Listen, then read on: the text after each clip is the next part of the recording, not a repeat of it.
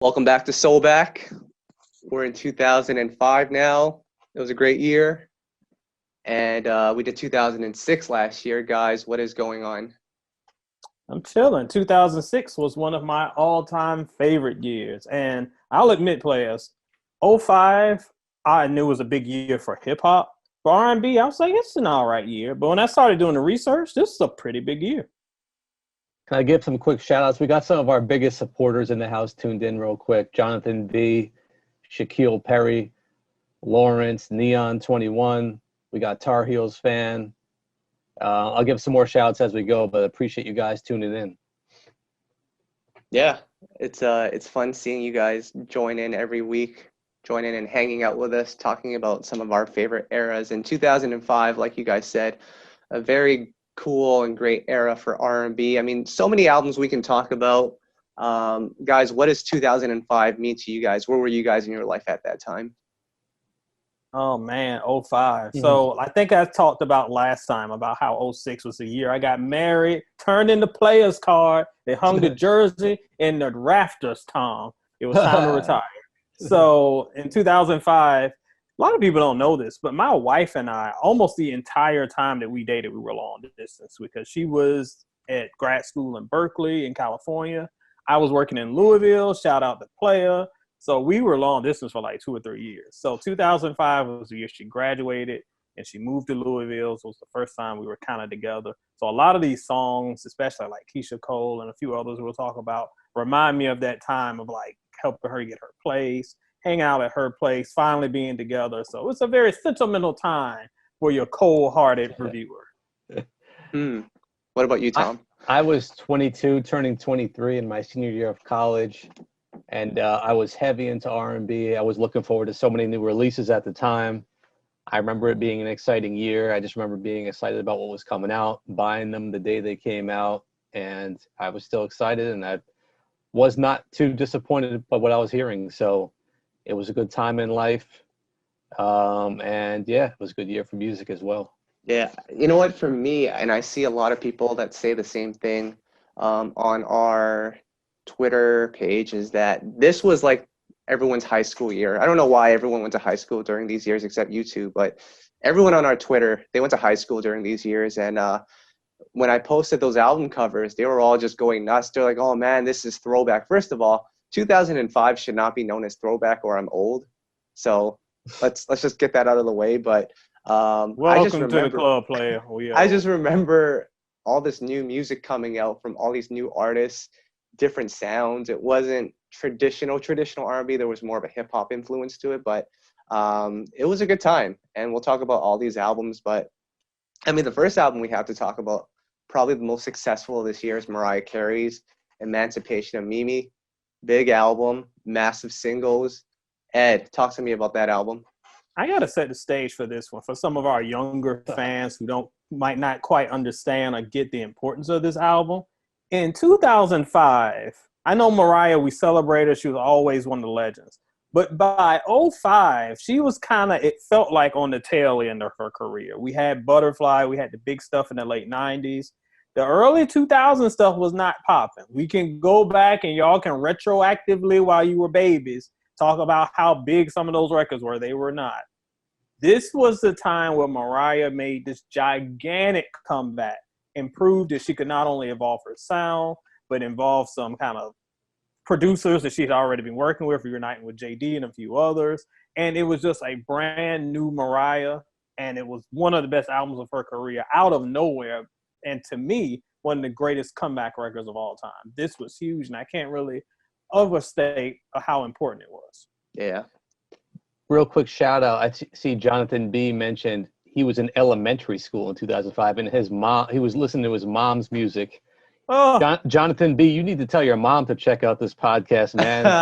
Share it around. Shout out to Marques Jones in the house as well. David Dwayne. I saw Netta Brielle in the house. Yeah. But real quick, what I'll say about this album, what I remember was it was a huge comeback because we simply, what was that movie that Mariah had that flopped? Glitter. Yes, so we didn't know. We thought it would have been over for her. And for her to, come back in such a big way a few years after that, it revived her career, like you guys said. And I remember loving this album, especially some of the more individual songs. So definitely big time right there. You know what's crazy about this album is that when It's Like That came out, the one with Fat Man Scoop, I didn't like that song. So when I went into the album, like there was a lot of hype behind it, but I wasn't all the way 100% sold. And I think that album came out before We Belong Together was a single, if I remember correctly. I think you're right. I think It's Like That was the first single. Somebody will definitely correct us if we're wrong. But I do remember hearing that first. And I'm like, I liked it, but I didn't think it was like, oh my God, the best thing ever.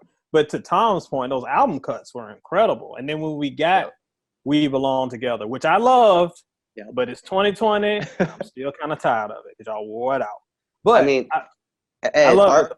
And arguably it's like the most popular R&B song of all time. But no, what I was going to say is like, I became a believer when that song, mind you, it wasn't on the radio. It didn't come out yet. So once I heard that song, and that was early on in the album. So once I heard that song, I knew, I'm like, okay, this is going to be a magical record. And I was right the rest of the album. Although I wouldn't say it's flawless. There's a couple of songs that are, that Nelly song had all the makings of being an amazing song. You have the Neptunes, you have Nelly, and you have Mariah. But that one didn't connect for me. And let me just mention, I don't know about your guys' cities or anyone listening on this podcast, but they played the remix of We Belong Together with Jadakiss and Styles P nonstop here in New York City. I don't know if you guys heard of that as much. They did. I've heard the remix. They did not play that, but in Louisville, they played the original so much. Again, I love the song. It is one of the better songs of the decade. Check out Soul and Stereo. We have an entire list, 100 songs of the 2000s. That's very high on the list. But man, I got so tired of that song. The second I would hear those piano keys, I'm like, oh, here we go. But I can't hate on the success of that album or that song. Shaquille Perry said, the Nelly and Snoop songs are the only two I didn't like. That Snoop song is amazing. Actually, Say something. The Neptunes. That Snoop song is good. The Nelly song, not so much. Shake It Off. Song, the one that's like the club's gonna close in a minute. Which one is that one? That's the one with JD, I think. Yeah. Get your number. Oh, my wife wore that song out. But Kanye had a great song on that album as well, Stay the Night. Yeah. I love Stay the Night. Shake It Off was a huge song. Don't Forget About Us, which was like a carbon copy of We Belong Together, followed that same formula, but it works. And I think you're allowed to do that once in a while. Just copy that same song. And if it works, it works. It's crazy. Like even the JD song, if that song came out today, it would probably be in our top 5 of the year. And this was all contained on one album. What a time. Yep. Yeah. So fantastic album and not far behind. Mary J. Blige came back with her comeback album, The Breakthrough. If you guys remember, a couple years prior to that, she had reunited with Diddy. The album didn't really connect, but The Breakthrough comes. Be Without You, I think, comes from that same world as We Belong Together, and it's just as big. It was just as big. And again, you can echo a lot of what I said about about Mariah for Mary. And we talked about this last week. Just for me, I know when we're talking about just chronologically, this is a 2005 album. To me, it always felt like a 2006 album because it came out, I want to say like around Christmas time. So most of my memories were 06, but we're talking about 2005. So it's definitely there. And as you know, Be With You was like, I think that was like the fall. So we did definitely have some traction in 2005. But yes, another album that defined a whole decade and really gave MJB yet another shot in the arm for people who had said, she might be falling off. We talked in the Soul and Stereo Cypher just a couple of days ago. There are some fans of Love and Life. I did not know this. It's my least favorite Mary album. But I thought this was a great rebound from a So-So project. I'll tell you what, I thought it was a really good album at the time. But guys, I'll be honest, these past 2 albums we discussed, they don't have a lot of replay value for me. Maybe that's just my personal preference. And I didn't actually love every song on either of these 2 albums. But we'll talk about that more when we talk about what we loved and didn't love. But that's just me as a R&B fan. Maybe it just didn't connect with me. I got to re-listen, though. It's been some time.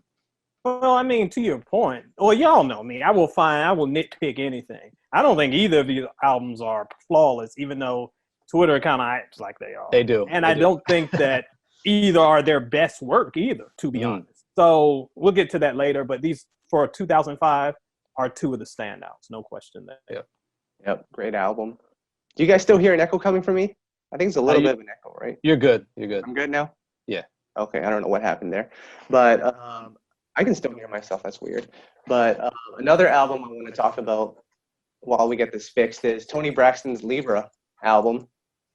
A lot of people love this album. I see it all over social media all the time. And Ed, the crazy thing is it's not even on streaming platforms. Oh, man, I did not know this until I can't remember who it is. If they're here, my fault, player. But a couple people shouted me out on Twitter and said, this album isn't on streaming. And according to Toni, it'll never be on streaming. So, in fact, I got it right here, dog. You laugh at the old man for a CD collection, but I can pull it off the wall. So forget you and your Apple Music. I'm rocking it. I thought this album was one of her most underrated in the long run. It didn't, I mean, Please got a lot of love, but there are lots of things to love about that album. And it's another one that's really nostalgic for me because I remember my soon-to-be wife just wearing that thing out. Fun stuff. You know what's crazy? Like, that it's a good thing I collected all these MP3s back in the day because now I'll have it forever, even if it's never on streaming services. Exactly. See, the hoarding works. It works. But I will not be at the mercy of Black Crown Records. I know my boy David Duane's gonna be a little shocked here. Guys, I've never even listened to this album. Believe it or not. A young Tom never connected with Toni Braxton. Now, as an R&B journalist, it is my duty to go back and listen to all her music. But hey, a young Tom, 21, 22, Toni Braxton was not for me at the time. So, you know, that's just how it was for me. Can't hate on that. No, you like what you like. And if Toni wasn't your thing, then it wasn't your thing. But I'm a Toni fan from way back, so I had to cop. Before we continue with this, can I get a mic check? Do you guys still hear an echo? Do you guys hear an echo? I don't hear an echo. You're good. You're okay right now. It seems like after you start talking for a while, it gets freaked out. Yeah, I think Tom's blasphemy has just ended all the technical errors because, Tom, you got to go back and listen to Toni Braxton. My goodness, this album, guys. I saw Netta. She mentioned the song Supposed to Be. Carrie Hilson. Yeah, Supposed to Be. Carrie Hilson is singing backgrounds on that song. I didn't even know who Carrie was at the time, and I was like, if that's not Toni, it must be someone legendary, and it was Carrie Hilson. There we go. Look at this comment from Shaquille Perry. Barry Hankerson is the reason I collect CDs, so we got to thank him. I got all the Aaliyah CDs. I got the Tank CDs. Collector's items right there. They are. I've got them all. Not a Toni fan, but you like Ashanti. Now, that's a whole nother debate. Those are two totally different styles of music. That's for 2002, guys. Wait till 2003 comes. I got something for you in that chapter too. Oh man. Another album I want to talk about here, and this is one that I feel like is sort of underrated. It's kind of weird to say that, but Amerie's second album, Touch. Yeah. I don't know if it's as good as her first album, but it's a pretty good album here. No. Yeah, I don't think it's as good as her first album, but I mean, I love this album. This is another one of my favorites of the decade.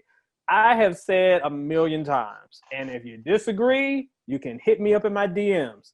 The point, it still stands. One thing should have made that woman a megastar. I know y'all are going to say, but this, but that, but the third. You see the stars we got now? They ain't got a one thing. One thing should have made her huge. That's what I'm saying. And I love this record. Y'all know how much I love her debut. I do like her album that we discussed a little bit. I think it was 2007 when that dropped. I like that one a little bit more than this. But again, this was that hot streak for Amerie. I actually like the album. I was super excited because if you guys know one thing about me, I love her first album. It's one of my favorites of all time. So I was super hyped for this one. You know, one thing added to the, you know, the hype for it. I was a slight bit disappointed, I think, just even when hearing that song she did with Lil Jon, Touch. I did not like that at all. But there was still some of the magic from her debut, so I still do like this album a lot. Yep. Tom, that would be the Sean Garrett world. So Sean Garrett was killing it, and Lil Jon was as well. So I can't be mad at that song. Ed, are you ready for the hardest question of the day? Hit me with it. What's the better song? One Thing by Amerie or the clone of One Thing, Take This Ring by Toni Braxton?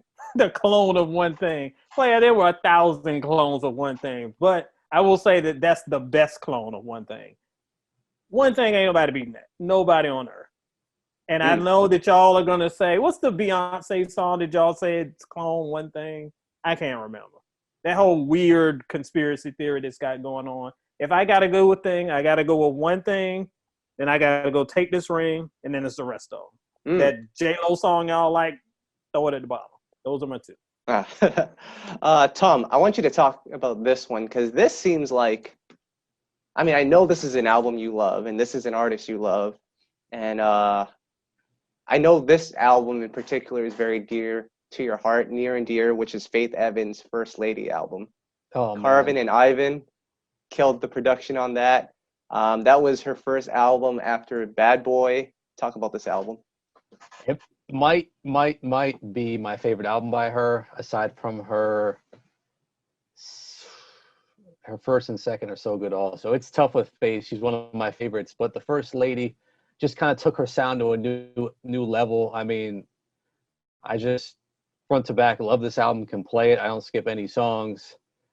I feel like Netta, you would appreciate this album too, but just random. David Dwayne, you too, but this is Stop and Go. You know, that's one of my favorite songs. Yep. And there was just so many good ones. Like I can't even point out individual songs, just a cohesive album front to back that I love. Yeah. Ed, let me what? be a little What? controversial. Wait, what? Let me be a little controversial. Let me be a little controversial here. Y'all know how much I love Faith. One of my all-time favorites. Her first album is 5 stars. Her third album is almost 5 stars to me. Love Faith. This album was okay.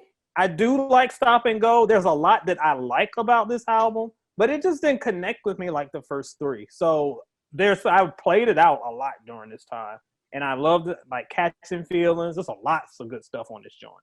But overall, it was just a little bit of mixed bag for me. Wow. I love this album. This is one of those albums that as I got older, it got better and better. I'm not sure why, but great album.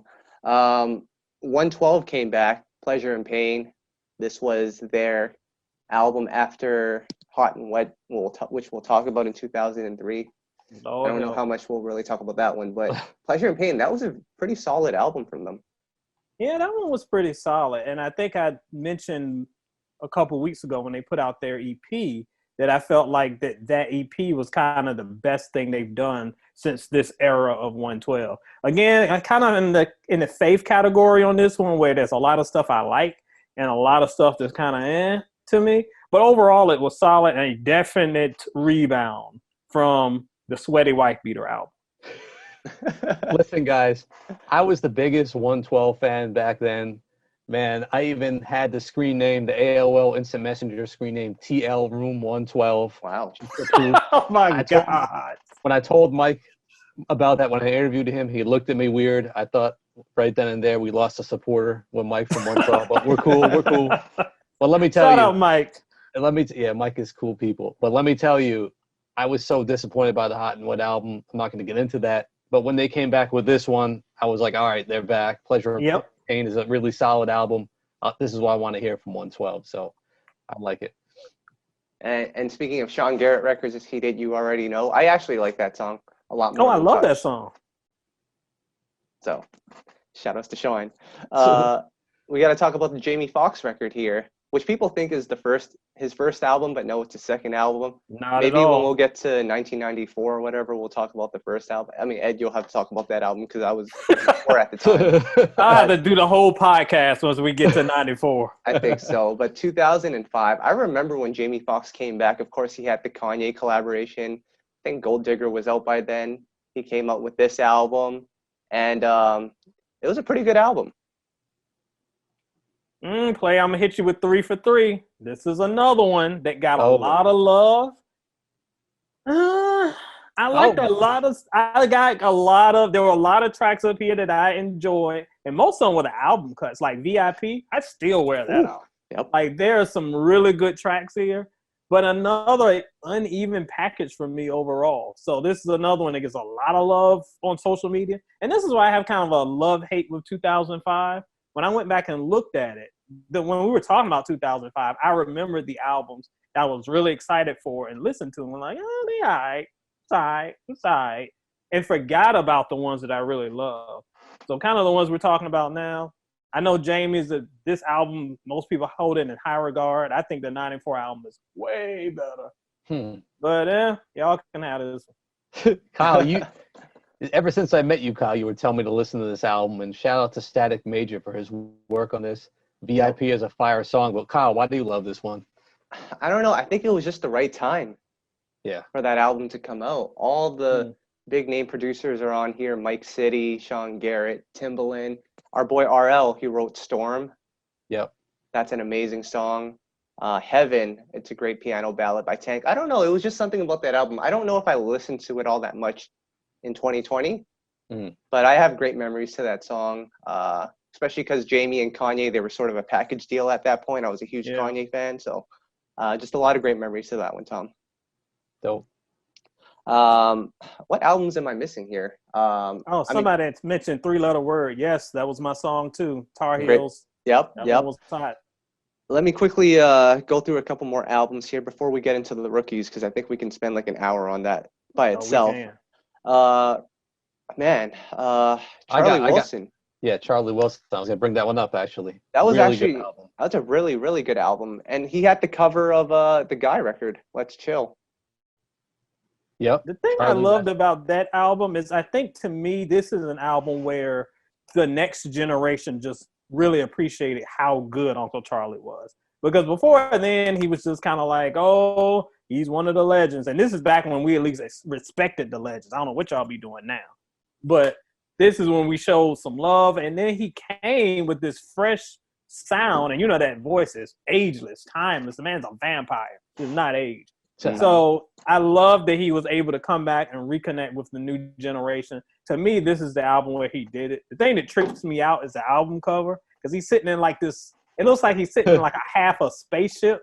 The spaceship from Dragon Ball Z that had like the little crab legs. That's what he reminds me of when he sits in a big yellow thing.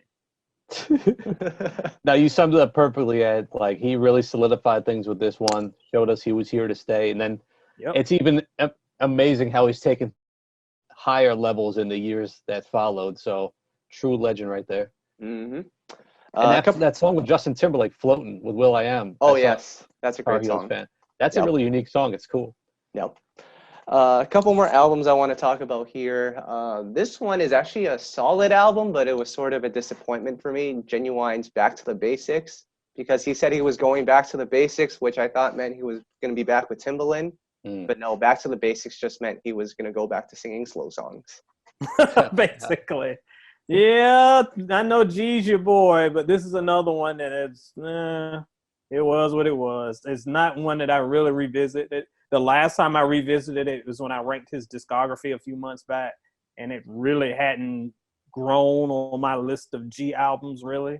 So it was another project where, unfortunately, G kind of hit that slump kind of in the mid-2000s. That's kind of what this was. It was okay. I'm sure fans would dig it, but overall. Yeah, Tar Heel fan. I don't hate the album. I actually do like some of the songs, but it just was not what I was expecting. But here's one that I actually have really... Let me add one thing real quick. You know what I remember about this era, right? I used to buy CDs. And when you spend your hard-earned money on a CD because you like the single, you don't know what to expect, or you're just a fan of the artist. Like I was a big Ginuwine fan. So I bought the CD. And let me tell you, upon first listen, I wasn't a huge fan of the album. So I spent my money on the album already. I had to, get my money's worth. I'd listen over and over and over again to try to like it. Maybe I missed something. Eventually, I kind of did like it.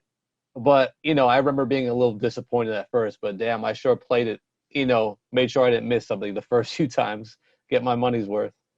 Yeah, that is an incredible point. I've talked about this before. People ask why albums come and go so fast these days, because when you had to spend your $9.99 at Target or Best Buy, even if the album was okay, you still played it a lot. So you had time for the songs to grow on you. There are lots of albums back there that I got, and I was like, But then you just listen, and the music grew on you.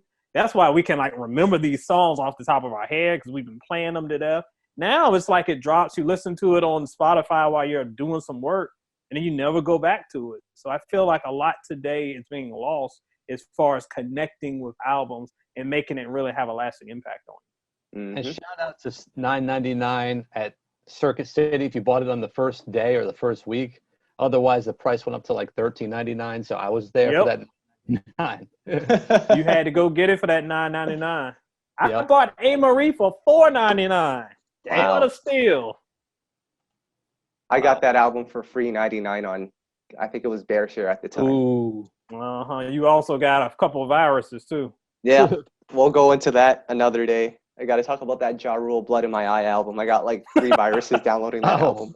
Blood in your eye and all up in your computer. Yeah, that was bad. A couple of sophomore albums I want to talk about here. Tweet dropped her second album. Marques Houston dropped his second album. Ray J dropped his second album. On a side note, One Wish by Ray J, I don't think anyone else could have sang that song, and I don't even know if he sang it that good, but he somehow pulled it off. That song is great, guys. It is what it is. But the thing is, it became one of his signature songs. So, like, when people today mention Ray J, people who I don't even know are R&B fans will mention that song. So people definitely know it. I got nothing to say about Ray J, guys. Next topic. Well, we can talk about Tweet's album. Because I did like that album. Tweet's album was great. It was, again, a slightly different sound from the last one, but kind of an evolution of that sound. And it's one that I still play today. Cab Ride, y'all playing. I still play that. Love that song. I was really excited about the Marques Houston album, Naked. You know, all because of you. Really liked the single when I heard Naked that, you know, Tank did for him. Really liked that one too. I was a big Marques Houston fan. Really liked his debut when that one came out. So I remember liking this album as well. Correction. So Ray J, that's actually his third album, Radiation. So my bad on that one, but One Wish is still a classic. Frankie J, who I just spoke to yesterday, he dropped The One. That was a solid album here. And Eric Benet, Tom, he dropped Hurricane. Yeah, Hurricane, he was supposed to drop an album years before that called Better and Better. I was just reading up on his discography, and it got shelved. And this one had some songs from that, and then some songs he re-recorded. So I like this one too. I'm a big Eric Benet fan. You know, it had the song Pretty Baby on it, which I really liked. I Want to Be Loved was another good song on there. And I think this was a solid album. Did you like that one, Ed? I did. I mean, really, I can't think of an Eric Benet album that was whack. I think this is another one that is a long line of solid but kind of forgotten albums. And it's kind of a shame because it's one of those albums that I don't remember getting a lot of buzz back then. But if it came out today, man, it would melt the internet down because of the quality and because we don't have anything like this anymore. So shout out my man. He never disappoints. Mm-hmm. I want to mention this album here. I see Netta in the building, so we got to talk about Nivea's Complicated album. Tom, I know you were rocking the song Okay. I know you were.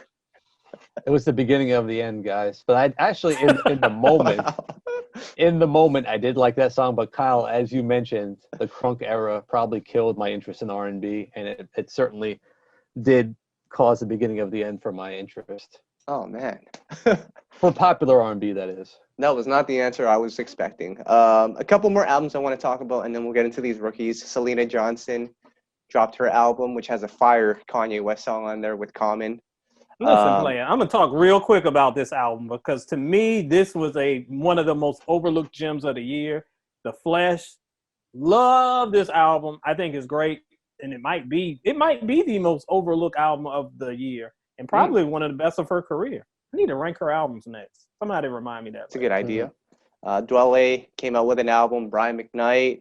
Babyface. Can we talk about that Babyface album? Grown and Sexy. Grown and Sexy. Yep, I remember that one very well, and that was a fun album too. That was a really good album too. Anthony Hamilton dropped an album. I'm looking at Tom's notes here. 8Ball and MJG. I don't know what they're doing on your list here, Tom. Well, Tom knows how to get down. That album was actually pretty good. Talk about comebacks. That was another good comeback album. Someone wanted us to mention the man that we're not allowed to speak about, TP3 Reloaded. Are we allowed to talk about that? Oh, I'll talk about it. Because I have found that album has a lot of fans. I mean, the only thing I remember about it, that's the album where he's standing on the volcano with his pajamas on. Wait, isn't that the album with Trapped in the Closet? That is the Trapped in the Closet album. There are a couple songs on it, but that thing is way too long and inconsistent for your boy. He also has a song about having sex in the zoo, so take it for what you want. Oh my God. Can I ask one question about Trapped in the Closet? You can. And I want the people to answer this too. I'm curious. At what part in that series did you check out? Because the first one, I don't know about you guys, but I was super interested after chapter 1. At what point the first one was great. Yeah. After the first one, I checked out because that's all we needed. We didn't need chapter 37 with aliens. Years later, I went back and found out that there was 1 million chapters. And I maybe listened to half of them and just gave up because it was so ridiculous. But no, the first one was cool. Y'all can keep the rest of that mess. Yeah, same. Wow. I never got into that. And then there's this album here. This is one that I think deserves some love. She just dropped an album recently. I think it got slandered all over social media, unfortunately. But at this time, Alicia Keys could do no wrong. This is when the Unplugged album came out. Yes, I really like the Unplugged album. That was the song. What was the song that she had on it? Unbreakable. Yes, when she was singing about the sitcoms. I know that Cosby Show stuff does not age well, y'all. Sorry about that. But I really like that song, and I miss the live albums. I shout out PJ Morton. He's kind of given us that feel back. But I always appreciate different spins on songs that I like. So that one was a fun album. That was when Alicia was still doing her thing. Yeah, great album there. Can we get into the rookies here? Oh, it's a bunch, sure. I'm going to quickly pull this up. Off the top of my head right now, I'm just going to name them. You guys give me what you have because it's going to be quite a debate later when it comes to these Rookie of the Years, which we'll get into shortly. But I'm going to name them. Raheem DeVaughn, Teddy Payne, Mashonda, Pretty Ricky, Trigger Trey Songz, Tierra Marie, Omarion, Keyshia Cole, Chris Brown, Bobby V, B5, shout outs to Tom, and Brooke Valentine.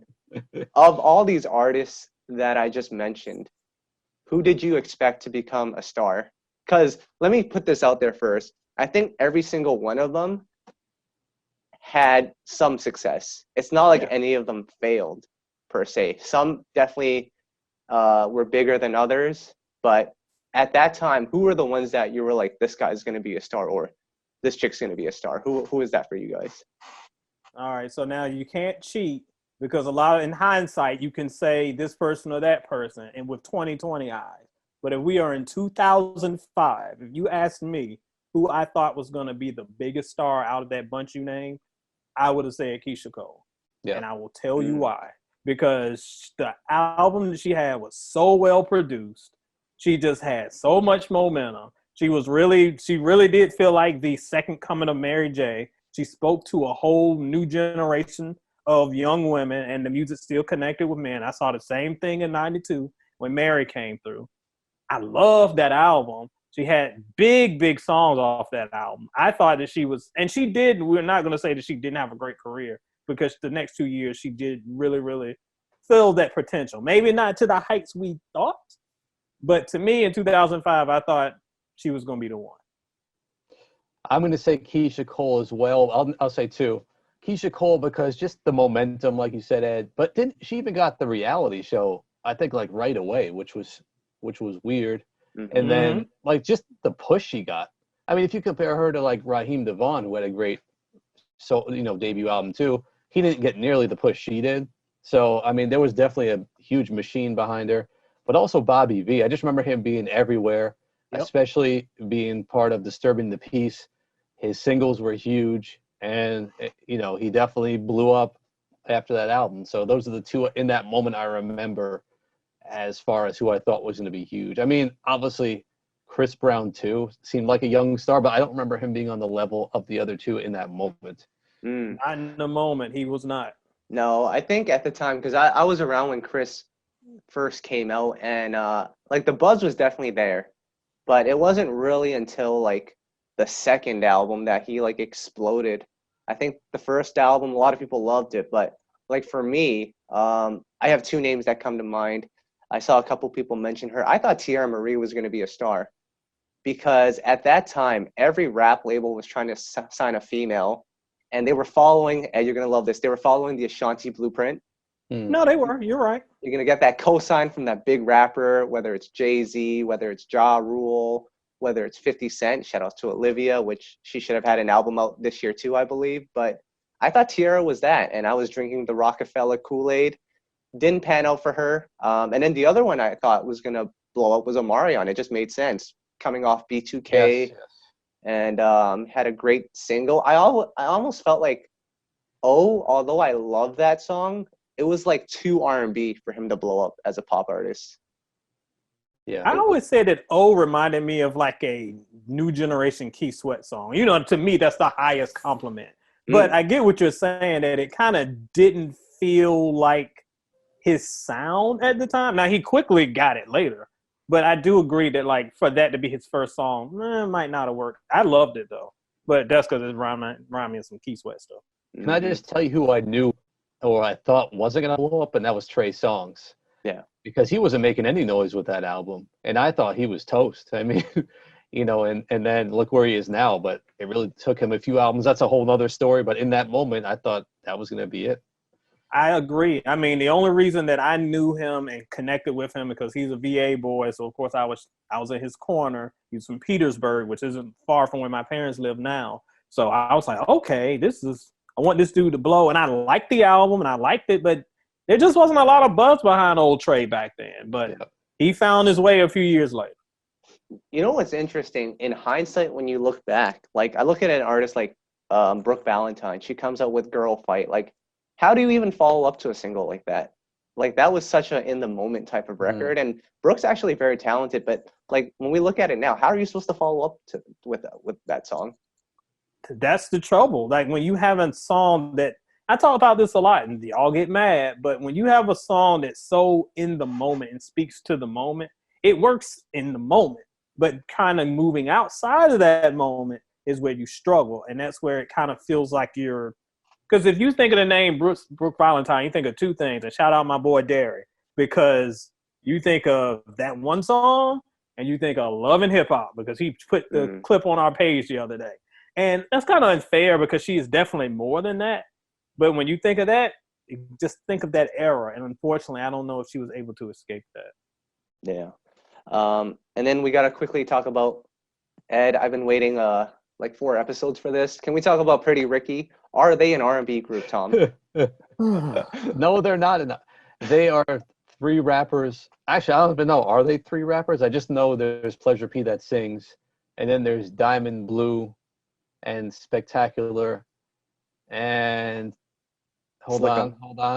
Slickum. Okay. Good God. These names, it sounds like nail polish. Diamond Blue.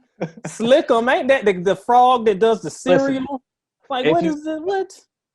I mean, I can't even tell you each of their roles in the group. I just never got into them except for that, what is that purple soda bag of chips? Oh, that's a great purple soda bag of chips? Nothing like grape soda in a bag. Oh, that's the Your Body record. Rolling Down 95, Ed? That's all I can tell you about. Other than that, I do not know a thing. Oh, Kyle. I got to get out of here. I'm with you, Tom. I mean, I never even considered them an R&B group because dudes saying hooks, but it's usually just like some weirdos rapping with his shirts off. So to me, how are they any different than, I don't know, any other rap group? But they're Smiles and South Star of 2005. Ooh. Smiles and South Star. We got to talk about that in 2003, 2002. Wait till 2003. Oh, man, I forgot about Smiles and South Star. Oh, my God. My goodness. I mean, I don't even know where to go from here. T-Pain. On a side note, can we talk about T-Pain? You want me to run off this podcast? You talking about T-Pain? Isn't that the album with I'm in Love with the Stripper? Now, I don't know. Probably. I think that's the only T-Pain song that doesn't have auto-tune when he's singing on it. Oh. T-Pain, the R&B Grim Reaper. When I'm chilling, Tom. I'm chilling. I'm bringing it Relax, Ed. Y'all know how I get about T-Pain. I don't even know why Kyle is trying to start trouble here. All right. Okay. You know why he's trying to start trouble. Hold up. Time out. All right.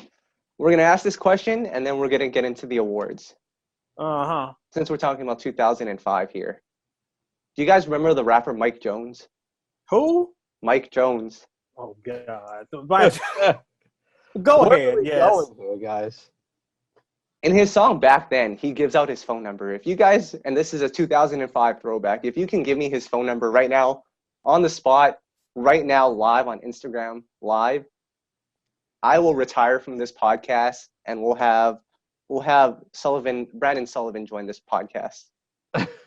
To be fair, I used to know the number because they said it so much, and someone in the chat will remember because it was something 44 hitting Mike Jones up on the low. I can't remember. You know what used to make me mad about Mike Jones? He never wrote 16 bars. He wrote 5 bars and just said those 5 bars over and over and over again. And he was like, I got my 16. You cheating. Oh. 281-330-8004. Wow. Yes, hit Mike Jones up on the low. You said Someone it's got flow, not 4. Someone got it. Lawrence got it. See, we got some 2005 fanatics in here. Darius. Can we get into the awards then? We got to do something because you're losing me. All right. Well, we just talked about the rookies. Let's go back to the rookies year. Who was the rookie of the year in 2005? Of all those people that I just mentioned, a lot of great artists. I mean, it's weird because in hindsight, it seems weird not to say Chris Brown. But that's hindsight. Again, if you told me in 2005 who was the rookie of this year, I would have said Keyshia Cole. She had the biggest songs, the most momentum, and as Tom said, the biggest push. So to me, she held it down. And Bobby V, we don't give Ludacris enough credit these days because Luda was huge, and to be on DTP was a big deal. Yep. He was another one that I thought was gonna, and he just was hitting. Every single was incredible. So I would have put those two up there, and then maybe had Cousin Chris at number 3. Sounds weird, but that's what I would have had it as. I'm going with Bobby V. I can't pick Keyshia Cole. You want to know why, guys? Why? Why is that? Keyshia Cole, for everyone listening, blocked us for some reason long ago. We are Keyshia Cole, one of her biggest supporters. She blocked us. We have no idea why. Hold up, Tom. Didn't she just comment on our Instagram recently? I think we're friends again. We're friends again? Oh, thank goodness. We're back, guys. We love you, Keyshia Cole. Come on. At one point, Pleasure P blocked us too, but we're friends too now. It happens. All right, that's good. That's good. Yeah. I don't understand how I'm the most hated man in R&B Twitter, and she has never blocked me, but everybody else is mad at me. Yeah. Why is she mad at y'all? I don't get it. Regardless, if we're blocked or unblocked, I'm still going with Bobby V, our boy. Shout out to him. He always shows us love. Yeah. You know what? Because when I look at it now, Chris Brown is my rookie of the year. Because if you guys remember, Keyshia Cole didn't pop until her 3rd single, which was I Should Have Cheated. She had 2 singles prior to that. Neither of them really popped off.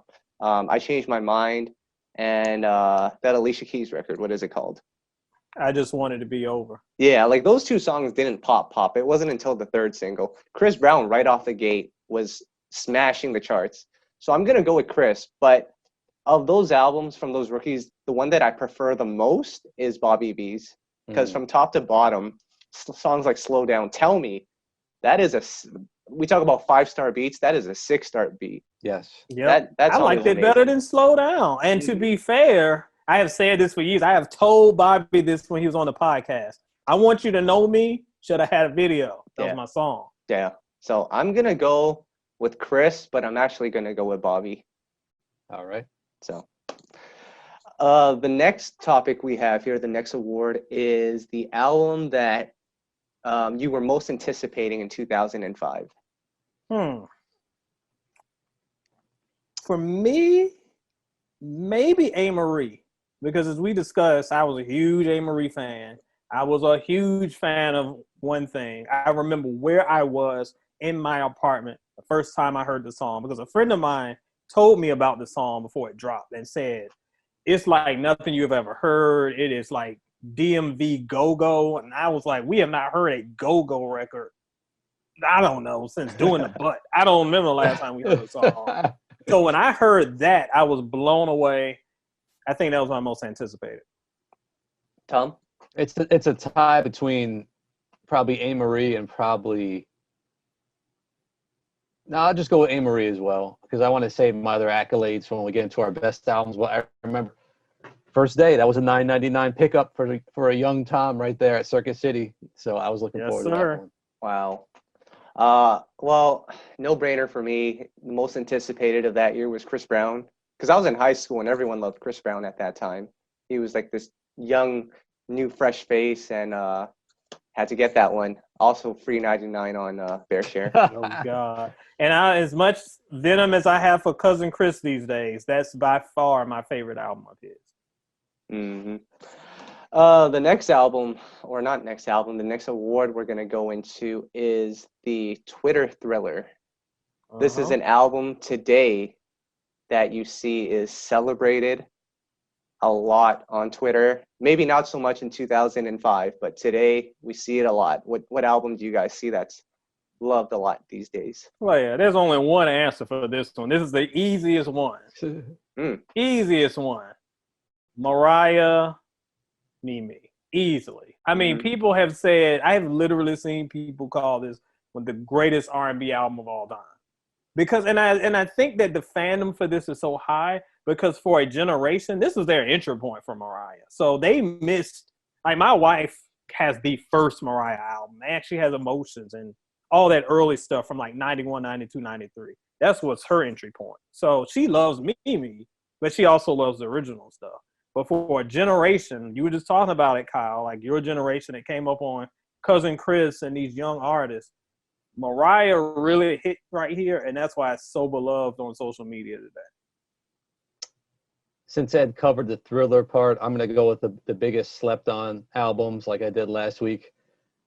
Tiffany Villarreal, someone we heavily support. Her debut album came out that year. If anyone's heard that, hit us up in the comments. I'm curious if you've heard it. If not, check it out. Anthony Hamilton's Soul Life album. Now, this wasn't the Ain't Nobody Worrying album that came out. This was his old label that put something out, and it was pretty dope, actually. So those two, some joints on I feel like are heavily, yes, it did. Those two are heavily slept on. Wait, we're going to promote unauthorized releases? It was available for sale. I mean, technically, they own the records. We might have to go back and talk about Ginuwine. Hey, at least I bought the freaking thing instead of going to BearShare, so someone got my money. Exactly. You're self-snitching, Kyle, talking about, oh, yeah, I got all these albums for free. Yeah, you're right. We got to go back to 2007 and talk about Ginuwine's I Apologize album then if we're going to do this. Oh, God. The Twitter Thriller. See, I wouldn't even call this a Twitter thriller. This might just be Thriller. Can we talk about, guys, the Pretty Ricky debut album? We're going back to this. Oh, my God. Can we talk about Pretty Ricky here?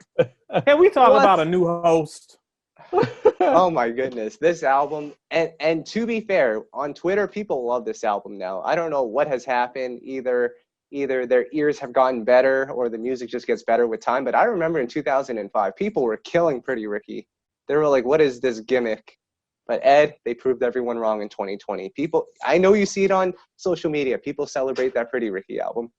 I see people on social media telling me that, what's that little boy, Lil Nas X is better than Big Nas. What? But yes, you're right. In 2005, people were like, what are these little Jodeci cosplayers running around doing? It's ridiculous. I mean, whatever. I do like Pleasure P. I was glad that he was able to kind of rebound off of that and kind of, get his own thing going. I was not a fan of the rest of them. The cereal guy, the frog cereal dude, and the what? Man. The what? That's the guy from the Honey Smacks. What's his name? Oh, right. Okay, gotcha. He's a frog from Honey Smacks. I don't know what's going on. If you're not going to allow me to call that the Thriller, then I'm going to go with Ashanti's Collectibles. I see a comment. Not in Florida. We rock with Pretty Ricky from day one. You see, Ed, this is why, I have something against the South, because that was accepted down there from day one. Florida ain't the South. Florida's his own thing. It's true. Their COVID-19 restrictions are kind of crazy too. Anyway, shout out to Brute Force. Leave Brute Force alone. If he wants to rock with Pretty Ricky, let him rock. All right. Rocking by yourself, dog. All right. Shout outs to Pretty Ricky. Can we talk about the album that was, and Tom mentioned a couple already, but what do you feel is an album that was most slept on? when you look back today, like what's a slept on album? I'll throw another one out there. Go ahead and hit us with another one. Raheem DeVaughn's A Love Experience, and he kind of called us out on this one because we didn't mention it on Instagram. Like his debut, really solid project. And, you know, if you look at Raheem DeVaughn, who's gone on to have, in my opinion, one of the best careers of his generation, and that's where it all started. And he's got some really dope songs on there. Guess Who Loves You More? I think You was on there. And, you know, just never really gets talked about. You know, he'll play some of the songs at his shows. But, man, such a stellar career and someone in my book who will go down as a legend in R&B music, and that's where it started. Great one. I agree. One of those ones that gets overlooked. I talked about it a little earlier on, but to me, I think Selena Johnson's album really is one that, and I don't even remember if I got it in 05. I might have got it like a couple years after. But it's one that is really connected. It's one I still listen to today. Probably her best work. So that one's my slept on for 2005. Hold on. Breaking news. Lawrence, my manager, is from New York. He doesn't like Southern music either. Oh, man. That's confirmation right there, guys. Tom and Derry's manager. What a pet. Like, that is our judge right there. That's confirmation. That's all I needed. Someone agreed. Confirmation is more like, ridiculousness. And shout out to Netta Brielle for rocking with this whole episode. We got to get you on next episode, 2004, especially because we're going to be talking about Usher. Yo, she paid. Netta, I saw your tweet. You paid like $1,000 for Usher tickets. I'm with you. I might be at that show too. Let me know what section you're in. I'm gonna be wearing your mask. You're right. I need to do that. The slept on album for me, because I mean, I think in 2020 maybe like 12 people have heard it, but in 2005 I'm pretty sure it was only me and Tom. Trey Songz's debut album. Nobody heard that album. No, I heard the album, but again, I'm with you. I think it's a solid project, and it kind of did get kind of lost in the shuffle. Yeah, I remember I was actually working at college radio in 2004, 2005, and I got like an advance copy of some of the songs, and I remember them trying to push him, but really it didn't make any noise. I remember liking some of it, but it's definitely slept on, especially when they talk about some of his later albums that came out in hits. Yep. Yeah, the key is to get buff and cut your braids off, and it works. Also, it also works when Chris Brown torpedoes his career for a few years. Relax. It's not like in the back door. It's not like he was fat and bald when he came out. I mean, he was exactly. That's true. All right, can we talk about our favorite 3 albums of this year? We're going to do this again from 3 to 2 to 1. Tom, I'll start with you. What is number 3 on your list? Hold on. Yes, Netta, Aretha Franklin was on Trey Songz's album. I think there was he was related or something. I don't know the story. Yeah, I remember that. Yeah. She might have been in the video too. Yep. Like I remember this. Yep. There was some connection somewhere along the line. I don't know, but all right. Let me go with my number 3. I was all set to put Keyshia Cole in there until earlier when I remember we were blocked by her for no apparent reason. Oh God, petty. So Mary J. Blige, The Breakthrough, makes it in. That's my number 3. Ed? Number 3 for me, we talked about it a little bit earlier on. My girl, Amerie, Touch is number 3 for me. That's the album with Rolling Down My Face on it, right? Great rolling. She said it like 10,000 times, but yes, that's the one with Rolling Down My Face on it. I never got sick of the roll. That song is great. Yeah, that's an amazing song. There's a like incredible horn on that song. That's the horns. Ed, any song that has horns is automatically amazing. If it's a horn, I give you an extra star on my review. Just throw a horn up there. My number 3 would have to be. Let's go with Bobby Valentino. I'm going to go with his debut album. I feel like this album needs to get more recognition. Bobby V in general just needs to get more recognition. We're actually, after this podcast, I think we're doing some like live show thing with Bobby V, Pleasure P, and Lloyd. I think that's going on right now. So click on our story after. But Bobby V is my number 3. Cool. Tom, number 2. My number 2 is going to be Marques Houston's Naked. And this is coming from me as a fan, not as a music journalist, because that, for me, that one I can relate with. I appreciate it at the time. Also, in my opinion, is heavily slept on. I don't think he gets the attention he deserves as an artist. He might not be the best vocalist, but he's made some good music, and I'm a fan, so I'm going with Marques Houston. Yeah, is this the album with All Because of You on it? Because yes, that is my joint. Yep. Yes, Yep. it is. What about you, Ed? Number 2 for me. Number 1 and number 2 are almost interchangeable. They're so very, very close for me. But I'm going to go with MJB, The Breakthrough. That's my number 2. One of her best albums. And it's incredible that she put out one of her best albums so late into her career. We're talking a decade in. So incredible piece of work. Kyle, can you get out your notebook for a second? We have something here from Shaquille Perry that you need to write down. When you get to 2002, Full Moon is not the album of the year. Saying this 3 weeks in advance. Oh, well, we knew that already. Shaquille ain't wrong. We knew that already. To even say that is the best album would be, no pun intended, foolish. Well, God. I'll leave it there. Wow. Oh, God. Have you been working on these lines, Kyle? Damn. That was good. Just stay tuned. No, it was not good. Don't give him love for that. Hold on. Brute Force. Naked, I don't think was Marques Houston's last good album. Veteran, to me, was also an amazing album. Check that one. Wait, does Ed think Breakthrough is better than Mary's debut? Wow. I don't think so. Come on. And somebody will go back and look at my rankings and say that, oh, you said, but no, I don't think it's better than the debut. It's not her best album. It's not better than My Life. The debut, I'll go with the debut. Relax. My number 2, I'm stuck between 2 artists right now. I feel like one of the albums it has better songs, but the other one just flows better from top to bottom. And Ed, I know as a reviewer, the second thing I just said is probably the right answer, but I'm going to go counterintuitive with this. My number 2 will probably be Toni Braxton's Libra album. From top to bottom, great album. And even the bonus songs. I don't know if you've heard the bonus songs. I Hate You. I don't know if you heard that one. Babyface. I don't think I got the bonus on my disc ends at Shadowless. So no, I don't have the bonus song. Wait, what did you say about Babyface? He wrote that song. You wrote that song? I never knew that. Yeah. Wow. And what's the other song? Long Way Home, the record that Soul Shock and Carlin did. That's a great song too. I need to go check those out. They're not ringing a bell.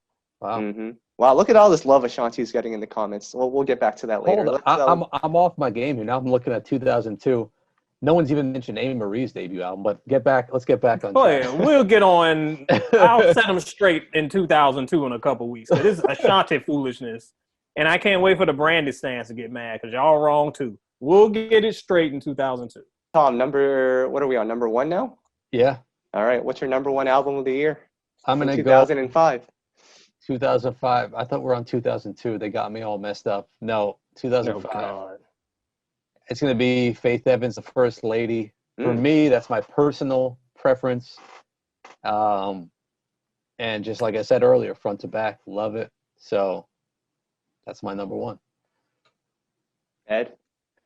Well, for me, it's no surprise if you've been paying attention. It's, to me, my pick for one of the better albums of the decade, in fact.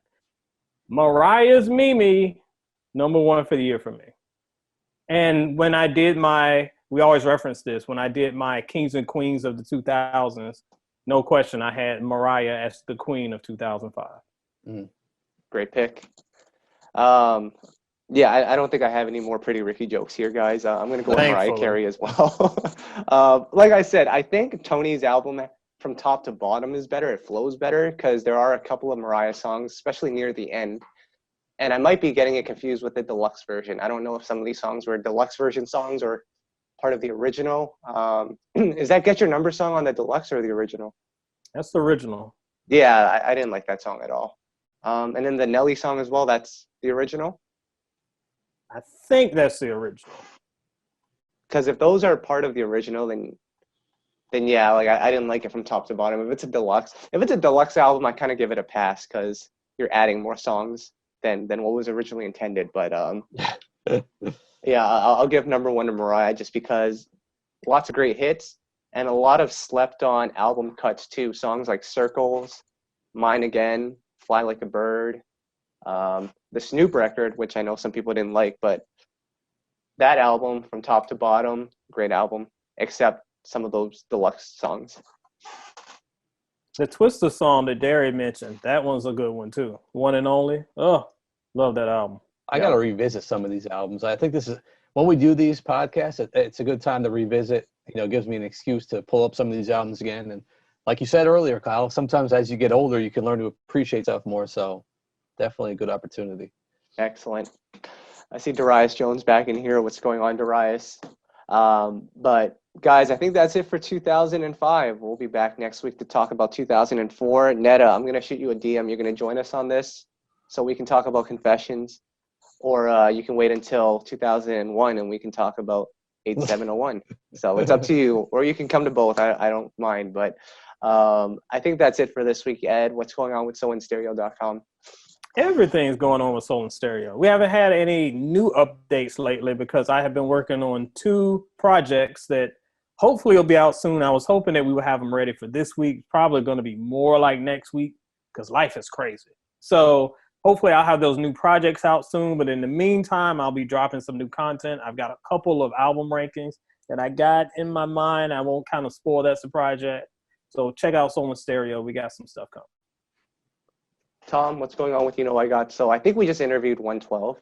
Yeah, we got a new 112 and Pierre Medor and Frankie J. We just posted our interview with RL.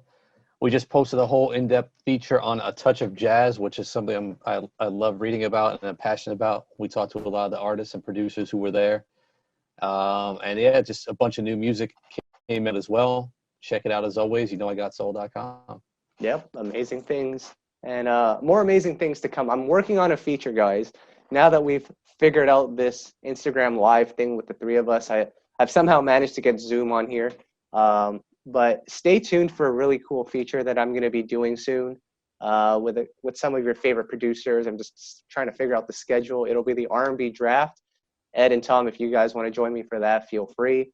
But stay tuned for that. We have a lot of cool interviews coming up as well. So I appreciate you guys for just sticking with us. Next week, we'll do 2004. And at some point, we might have to bring in some of these guests because once we get to like 1996, I was watching Power Rangers at the time. I probably didn't even know what was going on in R&B. So we might need some of you guys to help us with this and join us. But when we get there, we'll get there. So I think we're out for this week. It was a fun week, fun year. And we'll be back next week, guys. You guys take care, be safe, and we'll be back.